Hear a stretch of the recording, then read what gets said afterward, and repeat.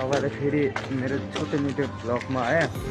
आज हाम्रो दाहरू है, प्रिन्स दा अनि दिनेश दा होइन, आज हाम्रो दिनेश दा घर जान आँटेको है। अब जाने मान्छेहरू घर जाँदैछ, हामी त के गर्ने, हामी त कहिले जाने यो घर थाहा पनि छैन है। र हाम्रो दादा घर जाने शोभायात्रा छ है मेरो भाइलाई। राम्रोसँग जानु, घर बिहे नगर्नु है।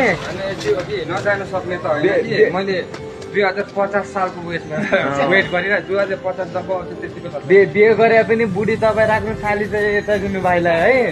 म यति भन्न चाहन्छु है। आज हाम्रो दा घर जाँदै हुनुहुन्छ, धेरै धेरै माया छ दाइलाई है। अन्त के छ अरू खबर, सन्चै हुनुहुन्छ?